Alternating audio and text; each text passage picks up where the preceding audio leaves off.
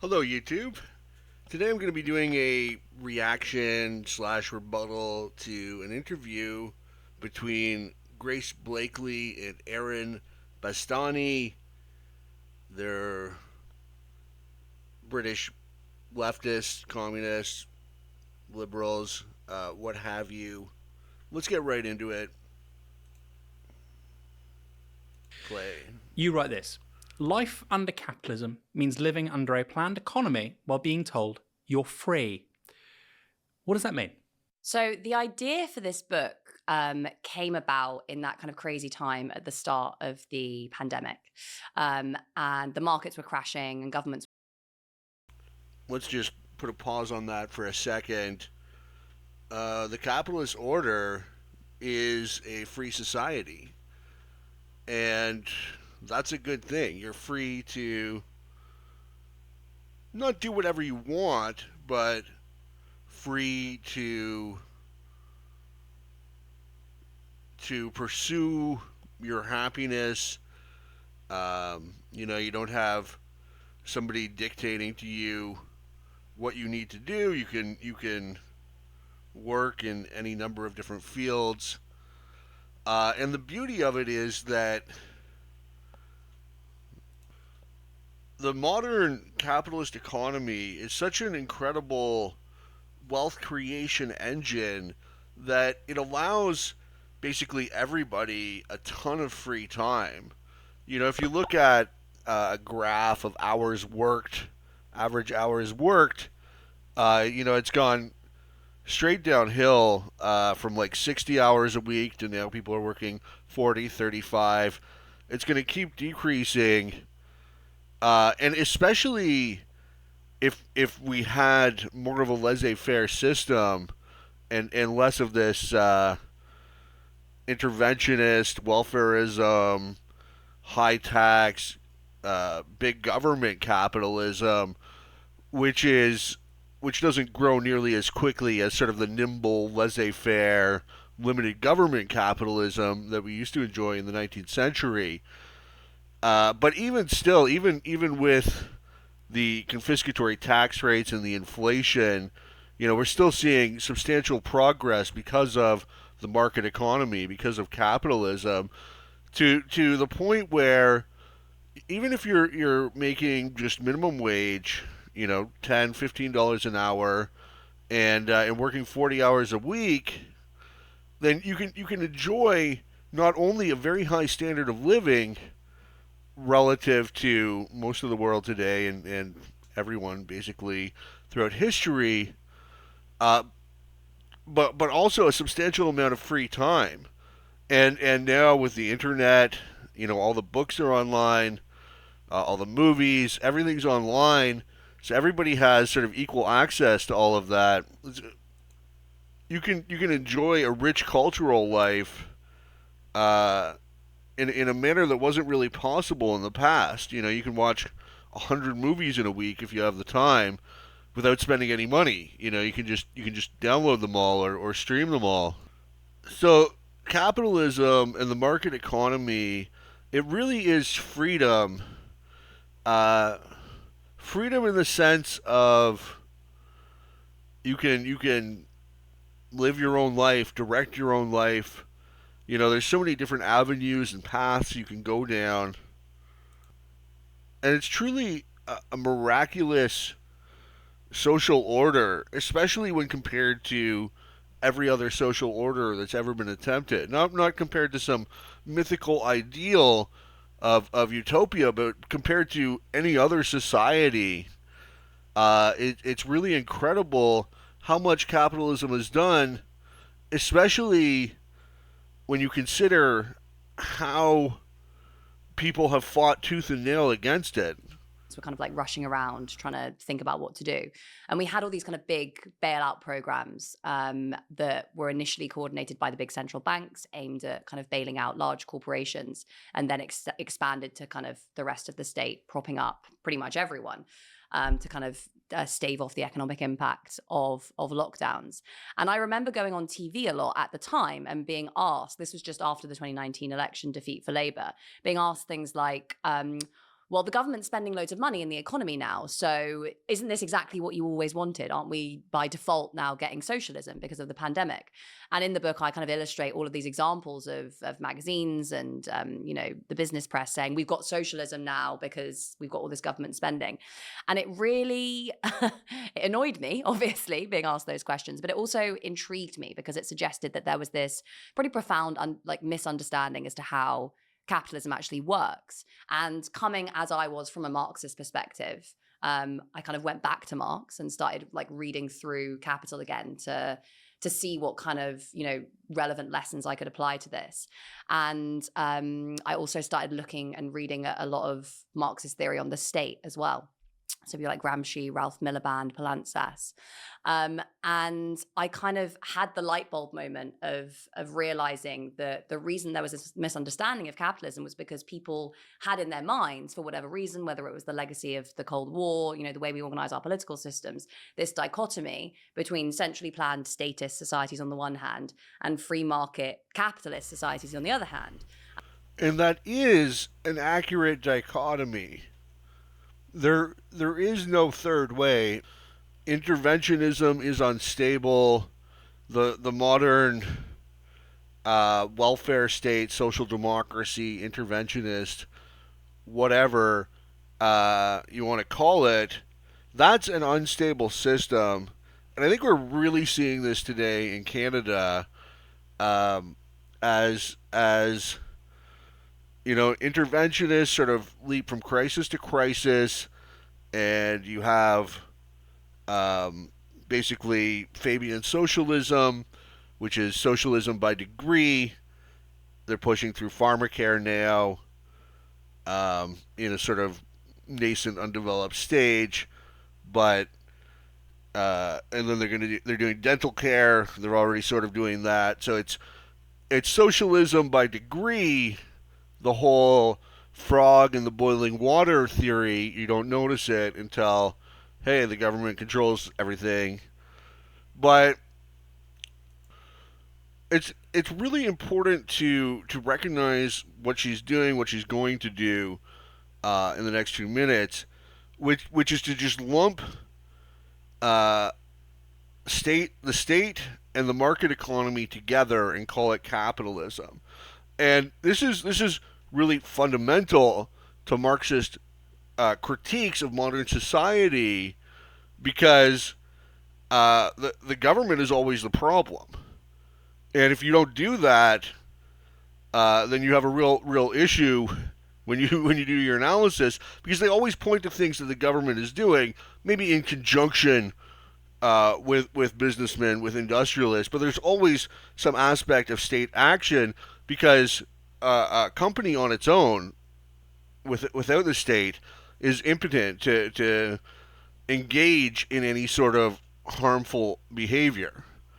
That is, the market economy is entirely predicated upon mutually beneficial exchanges. So there's not really any way that McDonald's can negatively impact me. I mean, okay, I can eat their burgers and get fat, but what I mean is, all companies do is hire people and sell products. So unless I'm buying from them or choosing to work for them, I'm not really interacting with them in any sort of meaningful way. And because these activities are within the spectrum of voluntarism and mutual consent, there's if it was a negative relationship, I would simply end it, like a lot of people do, okay? So for example, Coca-Cola, right? Like, this is sort of, you would think, an objectively bad product. It's sugar water, it's bad for your health, whatever, right? Well, it's not. It's not a bad product. And it's not a bad product because, not everybody's just this narrow focus on their health. You drink Coke and it's refreshing. And that's an experience. That's something that people can value. You can't really say to another person, you shouldn't value that. At least The economist can't say that. Maybe there are disciplines, sciences, or even softer fields in sciences where we can judge other people's values. But from the perspective of an economist, we're thinking about the economy or about individual action. It's not really our role to tell other people what they should value, but rather that's a decision somebody has to make for themselves. So if you don't value Coke, nobody's going to force you to buy it, and it can just sort of exist there.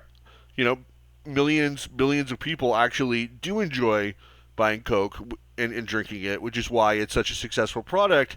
Even though you might think, milk or bottled water are sort of objectively superior products, they're not really, and there is no objectively superior. It's all subjective taste and preference and individual goals that people are trying to achieve. But going back to this whole, she's talking about the bailouts, and she's talking about how capitalism is both the government and the market economy, and it doesn't make sense to lump those two together because we're just losing knowledge. We're looking at it through an unnecessarily broad lens. Why wouldn't we look at the actions of this organization known as the state, that is a distinct organization separate from society? Just like Coca-Cola is a distinct organization separate from society, so is the state. It's got its membership. It's got its own, revenue stream, expenses, taxes, and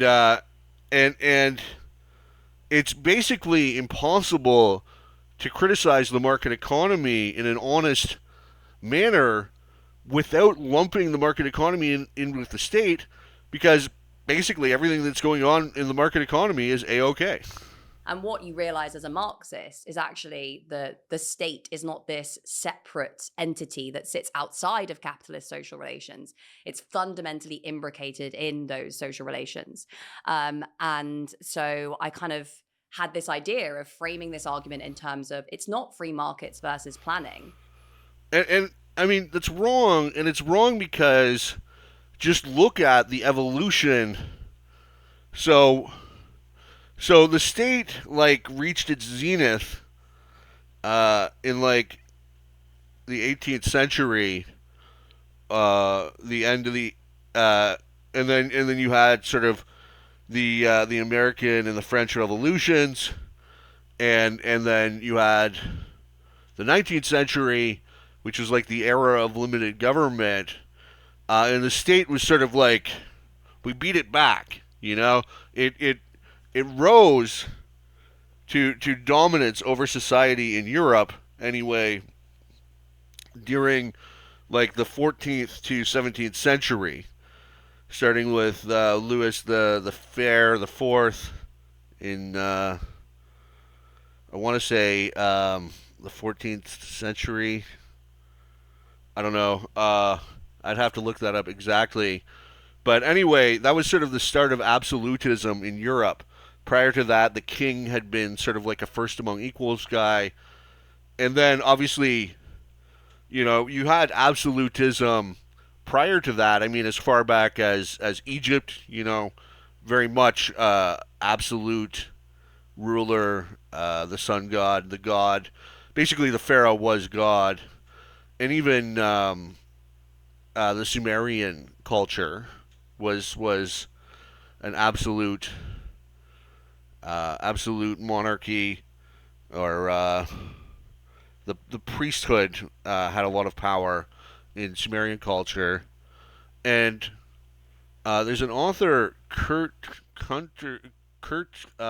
something Vogelt.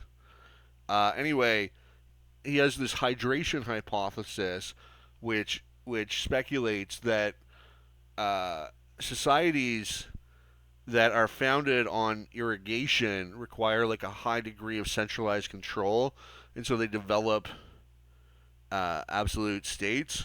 Very interesting theory. He's got a weird name. Anyway, uh, so so the idea that the state is sort of wrapped up in the market economy, like she's saying, I don't think it holds water because of the radically different way in which the state interacted with society in the 19th century and the 20th century. You know, and even like the 13th to 17th century, 18th century, and before. So uh, it's this is fluid. This is something that has evolved. Um, the 20th century, you had the rise of the omnipotent state, democracy, total war. These were central ideas that impacted everything, but especially the way that the state interacted with society. These high taxes that were imposed, the income tax now, and if you want to look at it in terms of like percentage of total spending that the state does in an economy, has grown substantially throughout the 20th century. So I don't see how she makes this claim as if the state is some sort of static thing which hasn't been evolving. Maybe she'll maybe I'm misinterpreting her. This often becomes quite Let's a take a look. emotive argument for people on the right. It's like free markets preserve freedom, and that's why we need to make sure we uphold them. And instead, Which is true. I mean, free markets and freedom. Uh, that's they're one and the same, right? Obviously, you look at all the communist countries, very authoritarian, very unfree. And as we've moved away from free markets, I think society is growing less free. When the state takes a substantial amount of your income, when the government is actively involved in planning the economy, in picking winners and losers in the marketplace, engaging in corporate welfare and bailouts for privileged elites. I think historically, nations that have had the freest markets have been the freest nations. thought, well, it's very obvious that within capitalist societies, we have a huge amount of basically centralized planning, whether that's centralized planning that's taking place within the state, within massive corporations, financial institutions, whatever. So this distinction that people have in their heads between free market, capitalist societies and centrally planned socialist societies is not applicable to reality. And instead, we have these centrally planned capitalist societies, which rest on the kind of massive inequalities of power that you might expect to see in, the kind of theoretical ideal of a planned society versus the theoretical ideal of a free market society, which is supposed to be all decentralized. Instead, capitalism is this kind of hybrid system where, because of the inequalities of power that emerge as the system develops, you basically get a number of actors that are able to basically make decisions about, production, about, the rules to which we're all subjected, about distribution of resources, and about many, many other things. And the average. So she's way out to lunch here. I mean, to a degree, we are living in a planned society, planned economy, but that's not because Walmart is planning the economy, but because the government is planning the economy. There's large swaths of the economy which have been nationalized by the state. Public education in Canada, public health care, or at least, I think it's fair to say public health care. The doctors are nominally private, but like the province in Ontario sets all the prices. Uh, in consultation with doctors or whatever, but they're just all predetermined by the state. So that's basically central planning right there for healthcare. Infrastructure entirely centrally planned. A few exceptions, which don't really count anyway. Like we have like a private highway in Ontario, but even that's predominantly owned by the pension fund. So I would agree if she said planning instead of central planning, because it's true that in the market economy, it's planned by producers, by entrepreneurs. They have plans and they build stuff, but that's not the same thing as central economic planning, where the state is trying to play the role of the totality of the market economy. Person is forced to live in a world in which those choices have already been made for them by someone else, except there's no real democratic accountability because this planning is all invisible. It's all taking place behind the scenes. And it's kind of, we're told it doesn't really happen, that it doesn't really exist. So I think there's that sense of disempowerment and anger that comes from being told that you live in a free society and you're free to go and do whatever you want, consume whatever you want, work whatever you want. And the reality of living under capitalism, which is this system that has a huge amount of centralized planning taking place within it. Yeah, I think about social media within the same context. If you talk about regulating social media, the Conservatives recently had this idea of under 16s can't buy smartphones. I think that's probably not enforceable, but you could probably ban them from schools, things like this. And the response you often get is, that sounds like 1984, Big Brother. And it's like, we already have that. Yeah. We already have that. We already have massive surveillance of our every action and almost thought in a way.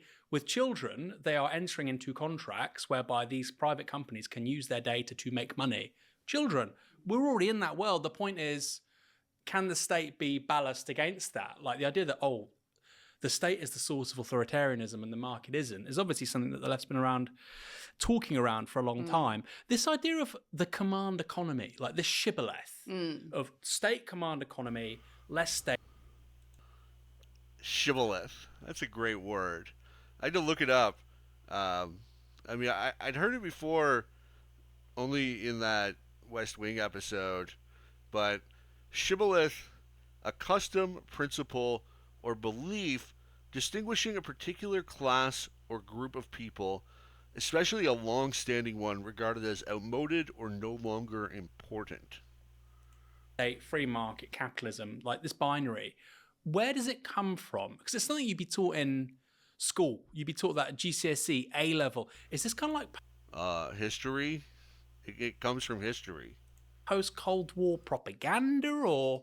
I think it comes from a couple of different sources. So firstly, yes, there is the legacy of the Cold War, which, it aided, I think, both parties to construct this really clear ideological divide between, rational centralized planning, which nonetheless comes at the expense of the individual freedom of the average person, and then the kind of free market systems that are maybe less rational. They have more financial crises or whatever, but they protect. People throw around the word irrational a lot, and I don't understand what she's saying in this context. I think when people say irrational, often what they're really saying is that they disagree with like the goals of the person. It's basically impossible for someone or anything to be irrational unless you're like in a vegetative state or something, because everybody uses reason, and that's what rational means, the use of reason. I mean, you want to compare the record of command economy with market economies. I think it's pretty clear. You look at West Germany versus East Germany, North Korea versus South Korea, any communist nation versus any capitalist nation.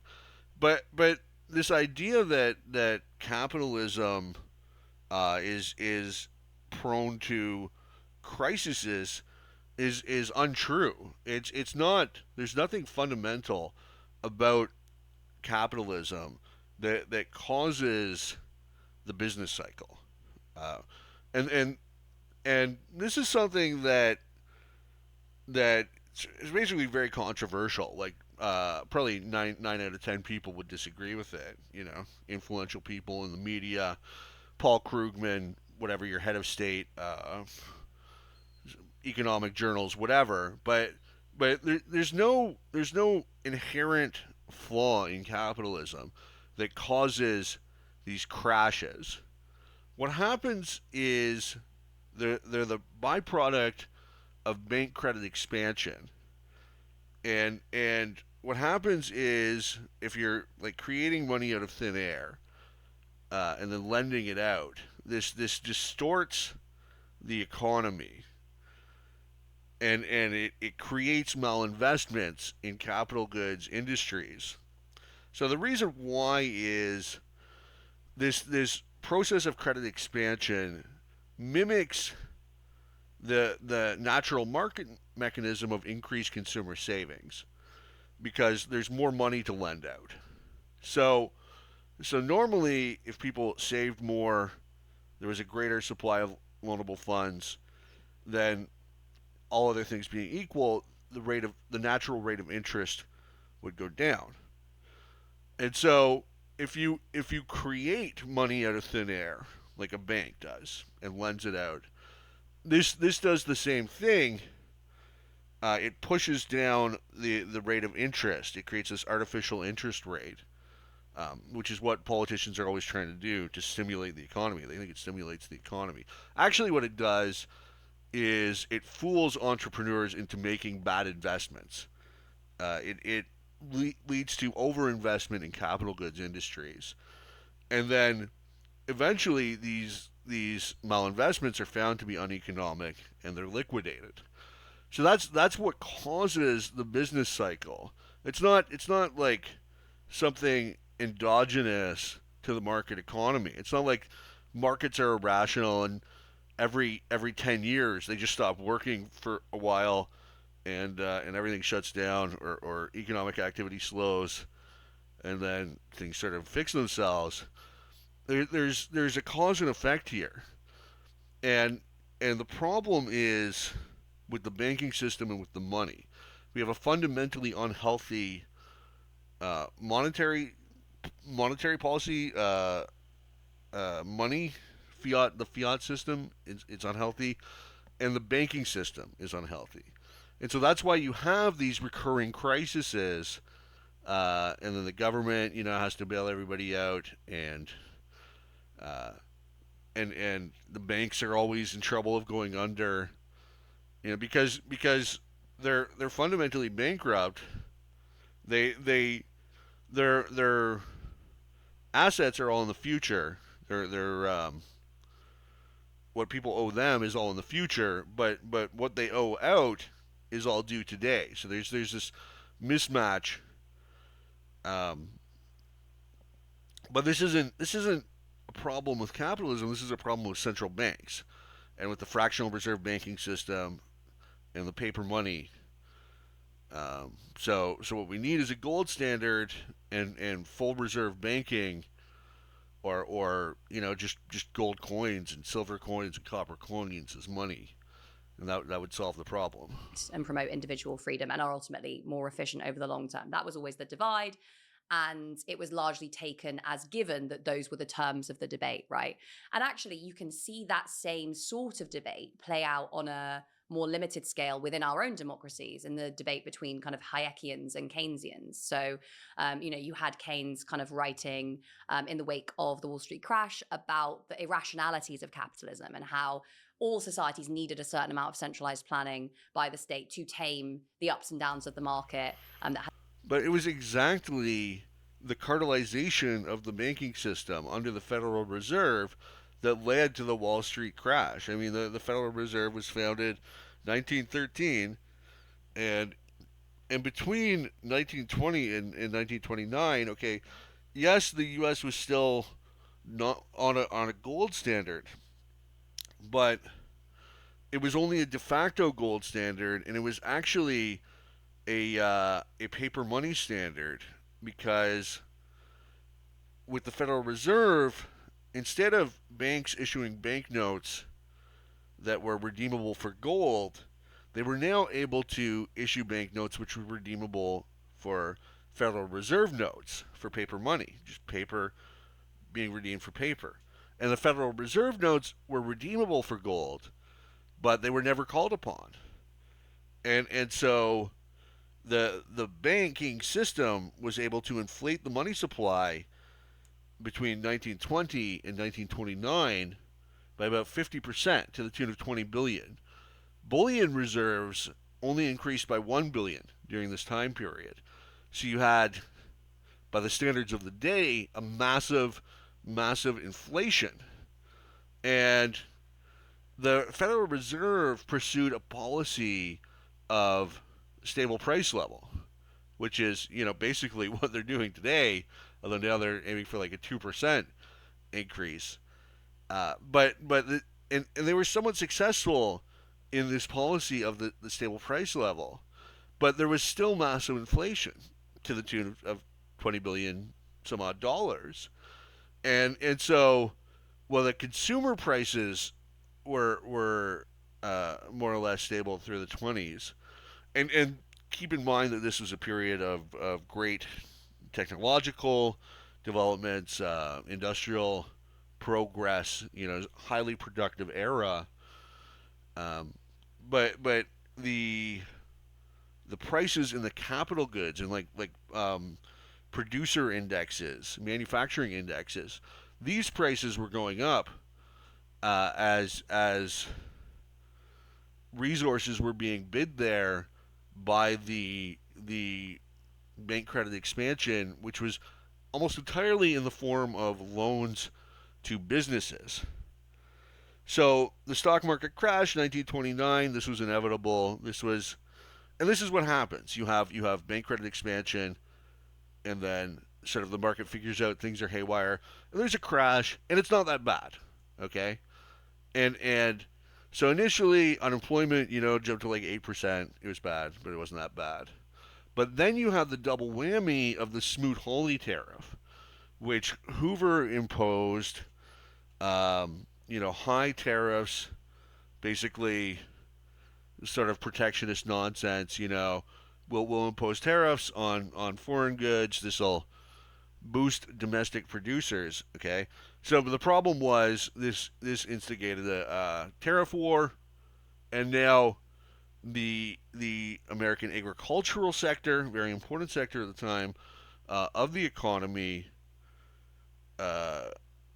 basically completely collapsed because they were exporting all these wheat and agricultural products, and with the collapse of the farms came the collapse of the rural banks, and so then you had, and then the Great Depression really came into effect. 20% unemployment, which persisted. It went down to 15, but it was persistent, very high unemployment for throughout the 30s.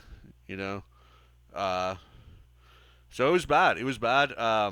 But again, bank credit expansion. It's not capitalism. It's not the market economy. It's efforts to cartelize the banking system through the Federal Reserve. It's central banking. It's the government. It's always the government's fault. The government is always to blame. There's always, you find the villain, and it's the government again. The government did that. Had to do with, investors' animal spirits, and which ultimately undermined the kind of rational functioning of the economy. And that kind of became just the norm in most advanced economies during the social democratic era. And then Hayek comes along, and I talk.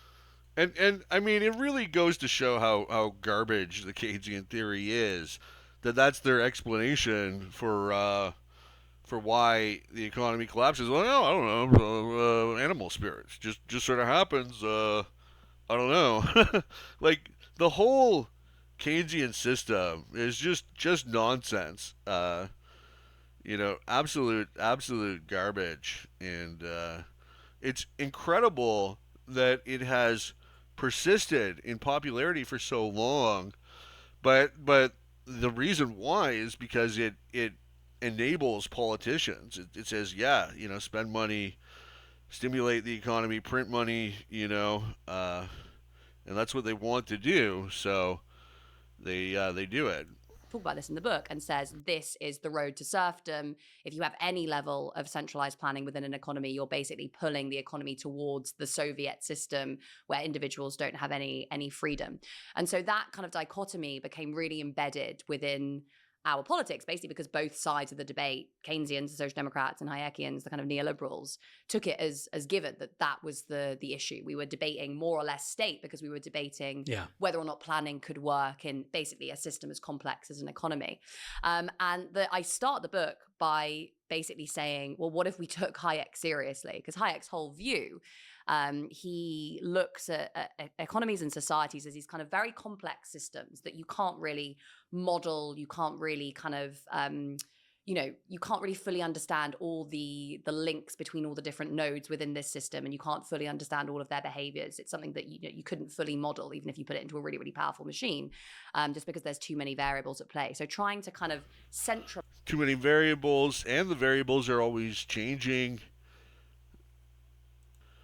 I mean, really, you're talking about the subjective preference of billions of people around the world, which are constantly evolving. They don't even know what products necessarily will be on the market next year, let alone how to rank them. All of that power within an institution like the state, for example, that isn't able to kind of manage the scale and the complexity of that data, means that you're going to get inefficiencies, and you're also going to get, corruption, ways to make decisions that aren't about promoting, the way. So corruption's a big problem, but that's more to do with the nature of power than the sort of Hayekian problem of knowledge in society. So these are separate issues. When you have power, when you have state power, then that's going to be corrupted. Because it's like a vampiric power, where you can benefit, but only at the expense of somebody else. Well, who almost anybody, like, you'd have to be a saint to not do that, right? Like, people are self-interested. But that's the beauty of the market economy, is you can't do that, really. Like, if you want a salary, your labor has to be something that people want to buy.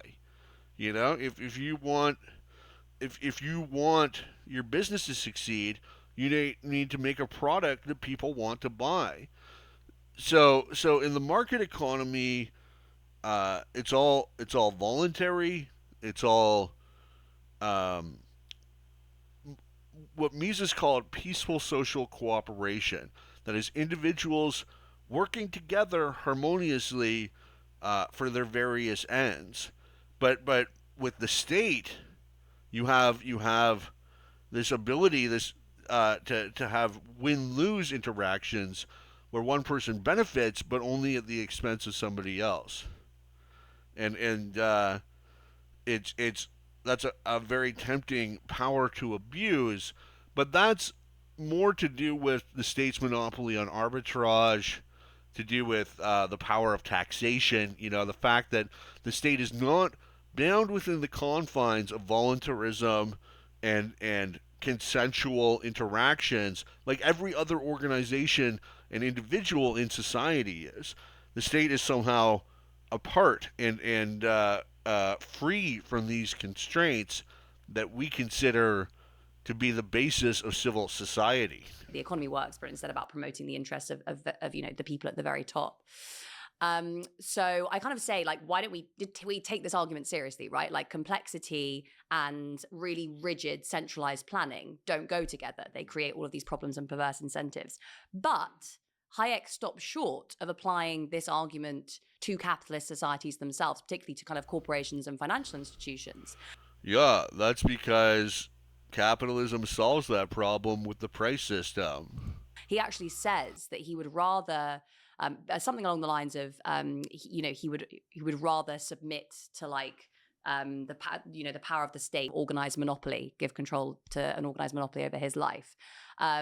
Yet he doesn't really analyze the extent to which his arguments about planning and complexity could be applied to a big monopolistic corporation or a big monopolistic financial institution. And to the extent that he does, he just says, well, it's up to the state to make sure that markets function as effectively as they can and to kind of enforce competition. There was a big kind of debate within the neoliberal movement between people who thought the state should take a more or a less stringent approach to enforcing competition, which kind of divided Europe and the US. And ultimately, and again, this is kind of the argument I make in the book, the way that argument played out came to hinge much more on class power and its influence on ideology than it did on the merits of either case. So we got this system where you had, neoliberals talking about free markets, and yet because of the kind of inherent tendencies of capitalist systems towards concentration and centralization, massive monopolistic corporations, massive financial institutions on a scale that, is hard to imagine throughout most of human history, the kind of the size of these institutions and the amount of power that they wield. And what I look at in the book. But do they really wield that much power? I mean, just because a corporation is big doesn't mean it's bad. Personally, I'm a huge fan of big business. I'm a huge fan of big corporations. Why? Because they're the cornerstone of the modern economic marvel that is capitalism. They're the engine of wealth. All your cars, computers, the houses and the apartments that we live in. I mean, big corporations are awesome. They're awesome because they employ a lot of people at like really great wages, and they produce valuable products that people want to buy. There's nothing bad about them.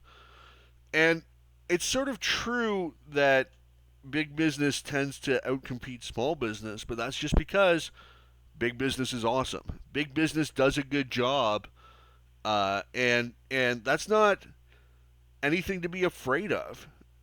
There's also like a limit. So during the end of the 19th century in America, there was like a conscious effort on the part of people to monopolize various industries through the establishment of trust, big mergers. They kept merging companies together. This was the introduction of like financing in business too, before it was all sort of like smaller ad hoc companies and whatever, just doing their thing. But they found that no matter how big they went, 60, 70% of market share, they still weren't really able to do anything because ultimately companies have to be responsive to consumers. So you have 60, 70% of the market and you just unilaterally raise your prices or cut production and raise prices. You know what's going to happen? You're going to lose out to these small competitors. That other 30% is going to become 40, 50, 60%. And all of a sudden, your massive corporation is now a bit player. So it's a myth that a harmful monopoly can result in a free market.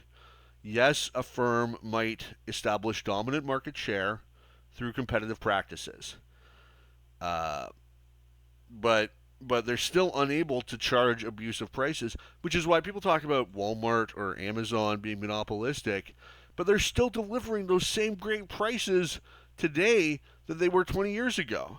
So what's the problem? There is no problem. It's sort of a made-up problem. There's no such thing as economic power. Or to the degree that there is, like Walmart has economic power. They wield it against their suppliers to make sure that they can pass on these low prices to consumers. So ultimately, the entire market economy is predicated upon producing stuff that people want to buy, customer satisfaction, and there's doesn't matter how big the company is, they've still got to honor thy consumer and produce stuff that people want.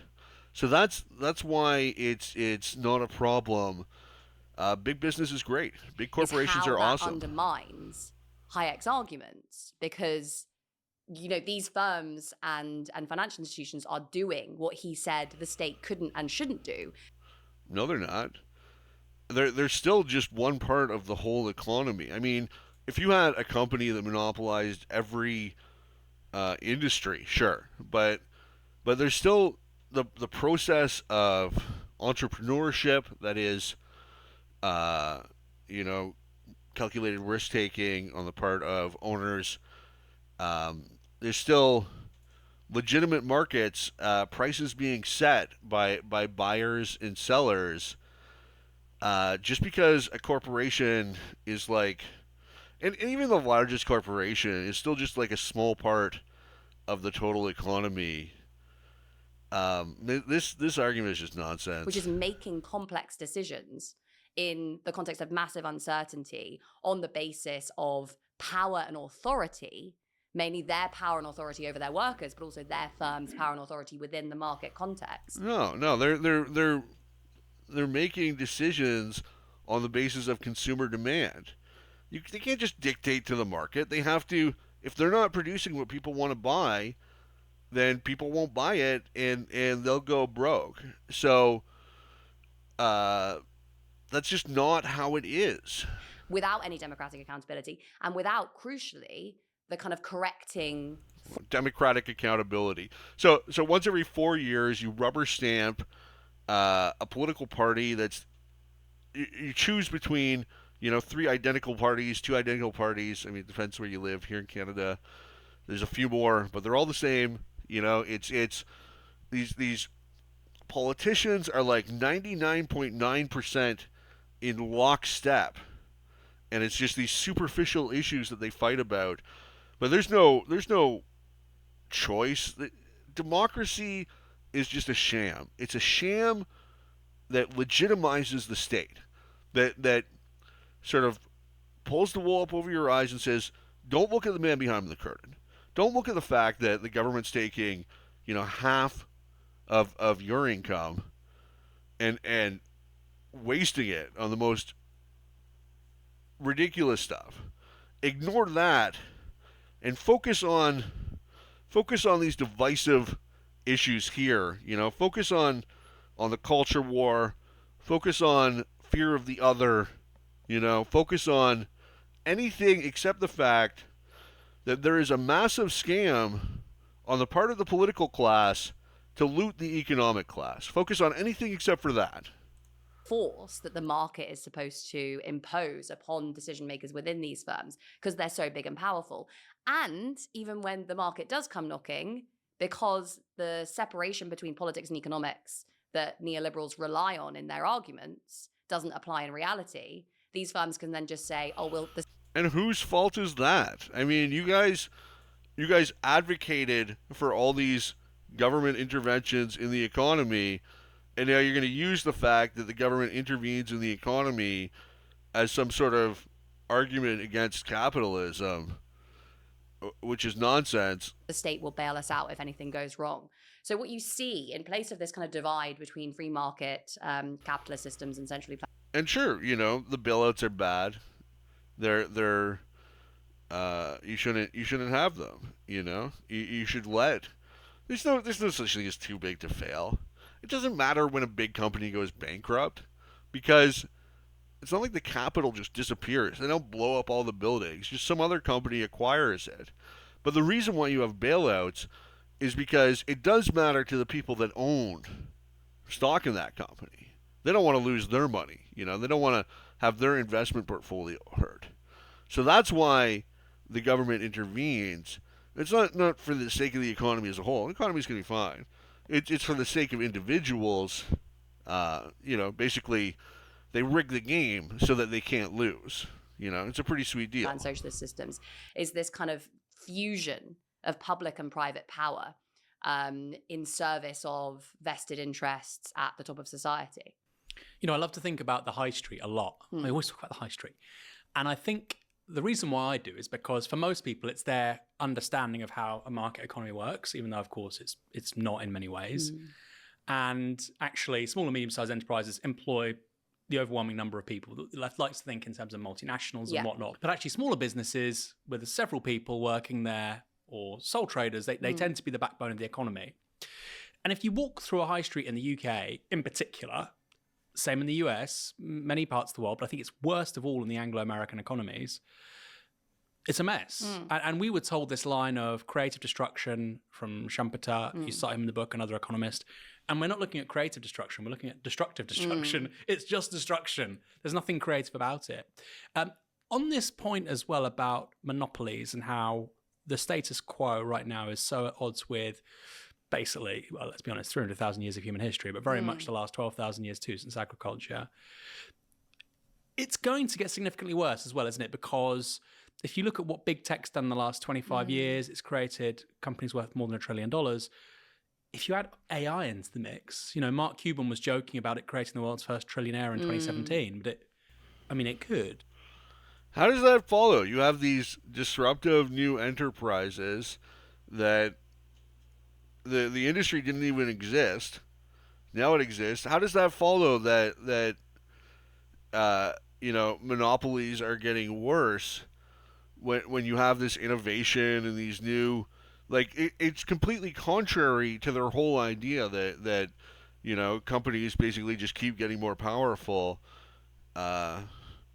This runs completely contrary to everything they're saying and talking about and they believe. And at which point, we're talking about arguably unprecedented concentrations of economic power amongst the ultra-rich and amongst certain corporations.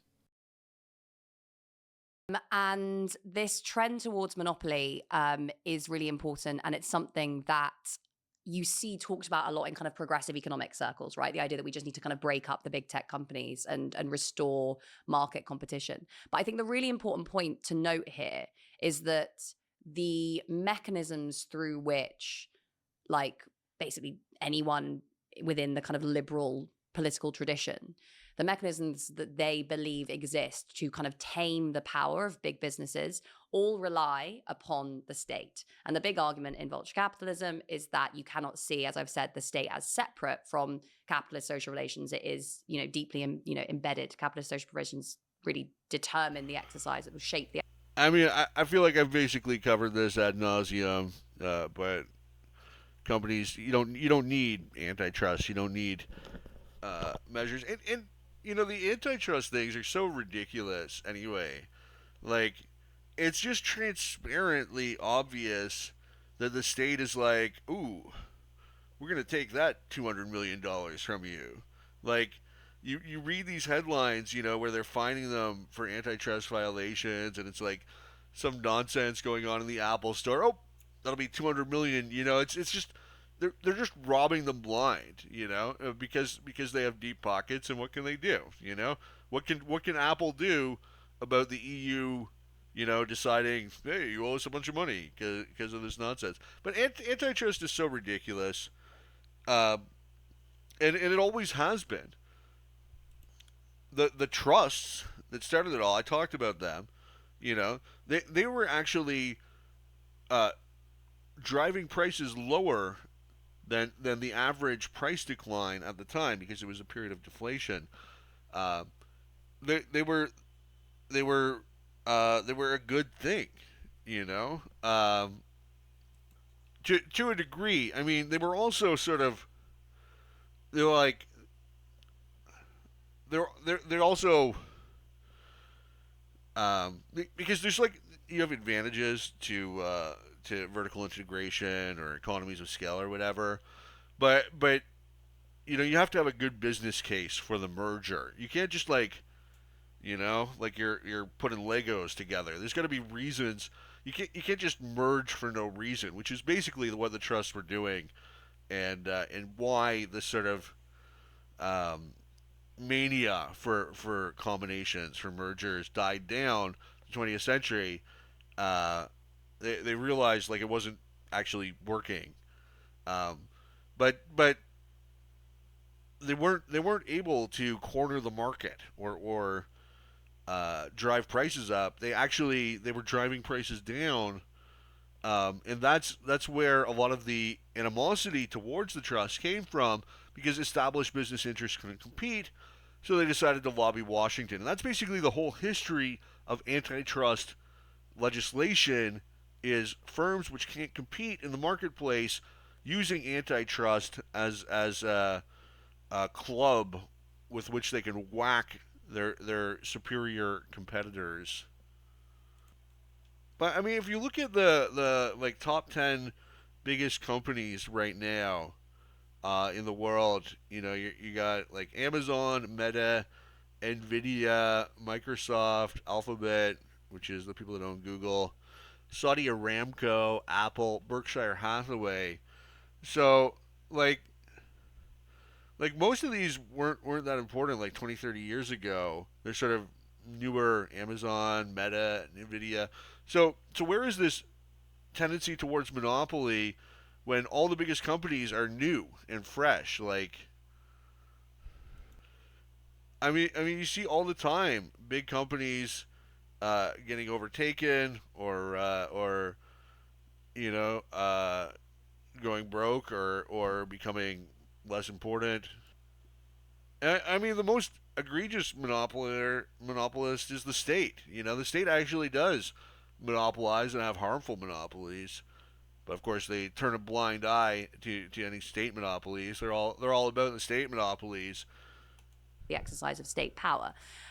So, someone who's like, oh, we need the state to break up big tech, that is a position that really fails to understand the ways in which what goes on within the state reflects the balance of power within society, a balance of power which is dominated by the firms that are supposed to be kind of regulated by the state. And the example that I often use here, because it happens to be very topical at the moment as well, is the example of Boeing.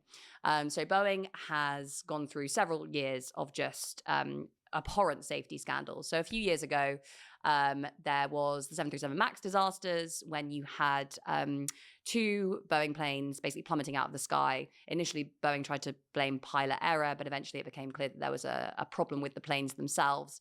I talk about it in detail in the book if people are interested in that. And it turned out that Boeing had known about those problems with the plane. This is a technical problem. Yeah, that basically caused the plane to kind of nosedive out of the sky, and there was nothing the pilots could do to stop it. It turned out that Boeing executives had known about this problem. Eventually, they were charged with a criminal conspiracy to cover up this failing. And not only that, but the FAA had basically been completely asleep at the wheel. So Boeing was being regulated by the FAA, but this was subject to this idea of self-regulation. So ultimately, the people who were supposed to be regulating Boeing were actually sat within a unit inside Boeing, completely kind of, unable to act objectively. There were whistleblowers that were coming out, but they kind of weren't being listened to until these big crises took place. And that was followed obviously by massive bailouts that Boeing received during the pandemic because its share price suffered. And then you had the pandemic, and the American government came to the rescue. It was the recipient of a kind of massive amount of corporate welfare. And it was already, before that, one of the biggest recipients of corporate welfare in the US. So this kind of shows, right? You expect, okay, this company that exists allegedly in a competitive market. Firstly, it's not a competitive market; it's duopoly, where basically you have Boeing. Well, they're producing stuff for the government, so it's not like they're the fourth largest aerospace producers. I mean, they're a part of the military-industrial complex, so it's not.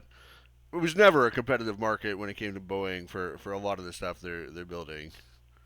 Supported by the American state, and Airbus supported by Europe, kind of, competing basically not really over cost, but not really over price, but over, different components to the production of their planes. So over costs, over, the extent to which they can kind of push down their costs of their employees by kind of taking on labor unions, the extent to which they can kind of capture regulatory agencies to reduce the costs of compliance, the extent to which they can extract tax breaks from their governments, which of course Boeing was very effective at doing. When,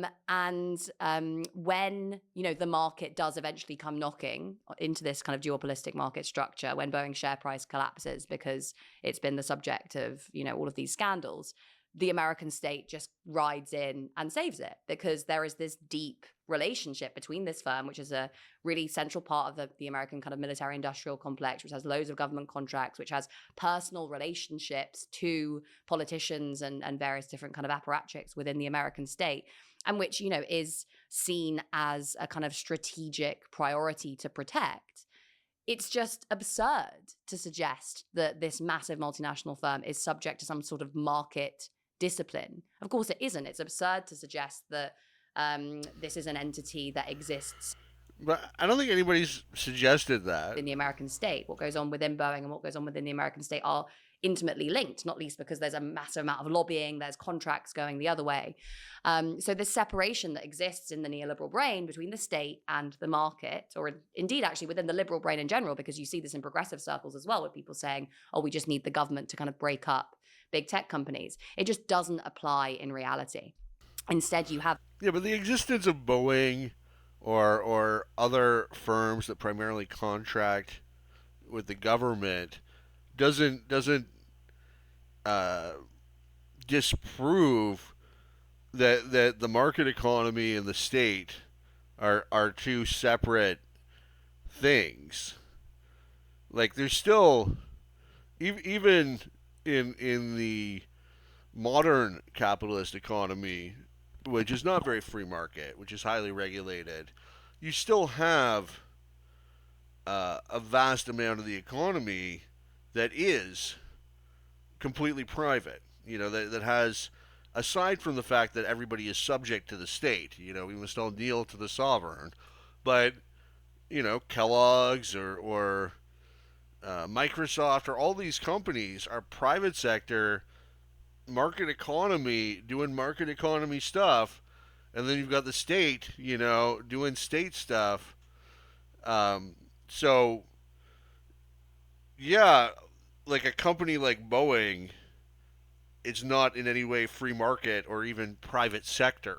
I would go so far as to say, but that's not the rule.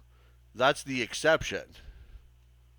As I've said, this kind of toxic fusion of public and private power in service of the interests of the wealthiest and most powerful. And that kind of sounds a bit depressing, I guess, but I spend the rest of the book talking about what we can expect to exist or to emerge as a kind of break on this power if we cannot just rely on the idea that the state's going to fix everything for us. I'll push back against that because it's not quite the rest of the book. There are other great examples, hence my point about the anecdotes. I think Boeing is a brilliant one.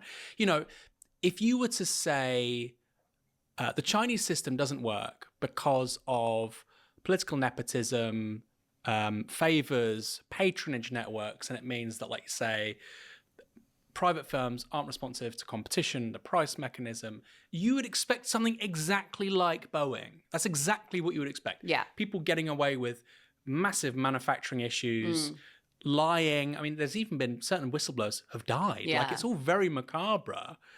And yet this is meant to be in the home of the free market, the United States, an iconic American brand.